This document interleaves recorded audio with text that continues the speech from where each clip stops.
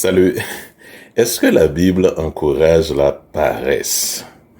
Oh, c'est une belle question. La réponse tout de suite, c'est non.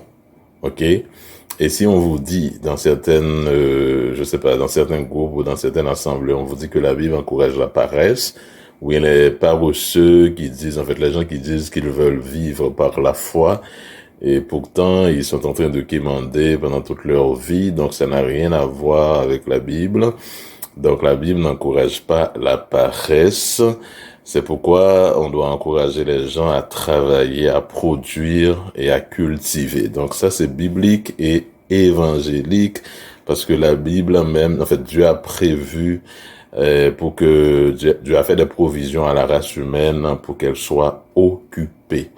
Ok, Dieu veut que l'homme soit occupé. Dieu veut que l'homme, en fait, l'être humain ait quelque chose à faire. Ça peut être un emploi, ça peut être aussi quelqu'un qui dirige son propre entreprise, ça peut être quelqu'un qui a un contrat à réaliser. Donc, si on est plein d'énergie, si on n'a aucun handicap, donc si on est capable de travailler, si on a l'âge de travailler, si on n'est pas malade, si on n'est pas, si on n'a pas une infirmité, si on n'est pas infirme, eh bien, on doit travailler. Ça, c'est important. Encourager les gens à travailler est biblique et plusieurs hommes de Dieu, donc que nous aimons tant, ok, étaient des hommes qui travaillaient beaucoup. Ils étaient des travailleurs, ils étaient des cultivateurs, si vous voulez, des entrepreneurs agricoles, ok. On peut citer Abraham, Lot, Jacob, Abel, Élisée,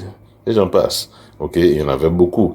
Donc, mais si vous ne croyez pas dans la prospérité, si vous croyez pas dans le travail, là je ne parle pas de l'évangile de prospérité du tout pas, il faut faire une démarcation entre la prospérité en tant que telle et l'évangile de prospérité et que certaines personnes prônent.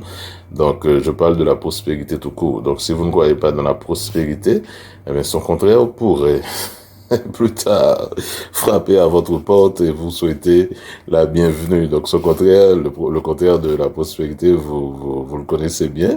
C'est pas ça que je souhaite. Je dis que si vous ne croyez pas là-dedans, donc son contraire pourrait vous souhaiter la bienvenue tôt ou tard. De même, si vous vous focalisez seulement sur la prospérité matérielle, eh bien, vous risqueriez d'être pauvre spirituellement.